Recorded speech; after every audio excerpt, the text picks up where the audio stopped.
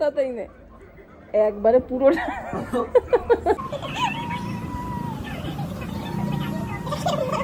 Hello everyone, welcome to my channel. তোমরা সবাই কেমন আছো? আশা করি সবাই ভালো আছো। আর আজকে প্রায় রাখির 2 থেকে 3 দিন পর ভিডিওটা আমি আপলোড করছি, কারণ এতটাই ব্যস্ত ছিলাম কি বলবো। আর তোমরা তো আগের ভিডিও তো দেখেছো, মা বাড়িতে নেই, দিদিকে আনতে গেছে। তো সম্পূর্ণটা নিজেই একা হাতে করলাম, রান্নাবান্না থেকে শুরু করে সব কিছু। আর আমি কোনো বছর এরকম রান্না করিনি, এবছরই রান্নাবান্না করলাম, যতটুকু পেরেছি তাই করেছি। আর মানে মেন ব্যাপার হচ্ছে বাইরে এত বৃষ্টি হচ্ছে, ভাইকে যে বাজারে পাঠাবো মাংস আনার জন্য বা কোনো কিছু, তার কোনো চান্সই নেই, এত বৃষ্টি ছিল সেদিন। তো ফ্রিজে যা ছিল তাই রান্না করেছি, এখানে মাছ ভাজা করছি আর ওইদিকে ভাত বসিয়ে দিয়েছি। আজকের স্পেশাল মেনু ছিল মশলা ডাল, যেটার আমি ভিডিও করতে পুরোই ভুলে গেছি। মানে সবার প্রথমে ওই ডালটাই রান্না করেছিলাম ইউটিউবে দেখে দেখে, মানে ফার্স্ট টাইম ট্রাই করলাম, বেশ ভালোই হয়েছিল। আর এখানে আমি আলুর পকোড়া করে নিচ্ছি, মানে যা মাথায় এসছে তাই রান্না করেছি, ফ্রিজ পুরো ফাঁকা।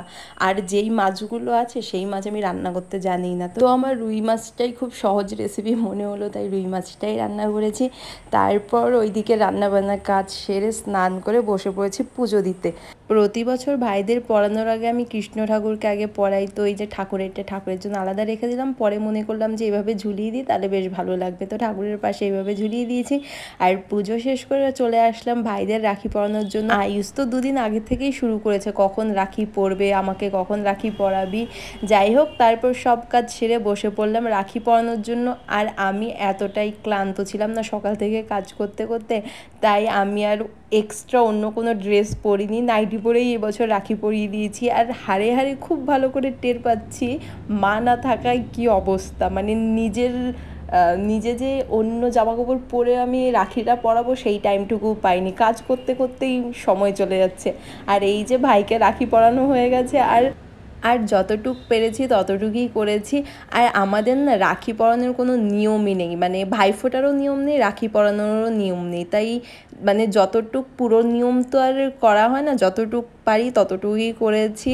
আর এদিকে দেখো ভাইয়ের সাথেও একটু মজা করছিলাম, মানে আমার বড় ভাইটা এরকম আতপাগল কেন আমি জানি না। এবার আয়ুষকে রাখি পরানোর পালা। ও এতটা মানে ভদ্র ছেলে বসে আছে রাখি পরবে বলে, আর ওর হাতের থেকেও রাখিটা বড় হয়ে গেছে।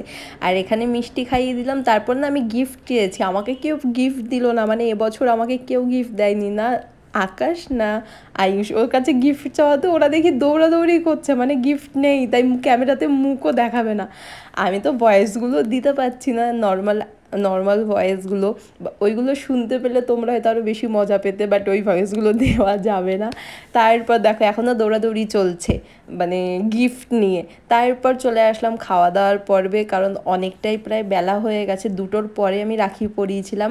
আর এই যে আজকের মেনু, মাছের ঝোল, মশলা ডাল, ভাত, আলুর পকোড়া, লেবু, ব্যাস এই হচ্ছে সিম্পল মেনু। আর ভিডিওটা তোমাদের কেমন লাগলো অবশ্যই কমেন্ট করে জানিও। আজকের মতো টাটা, বাই বাই। নেক্সট ভিডিওতে তোমাদের সাথে আবার খুব তাড়াতাড়ি দেখা হবে। আর তোমরা রাখি কীভাবে কাটিয়েছো অবশ্যই আমাকে কমেন্ট করে জানিও। আজকের মতো টাটা, বাই বাই।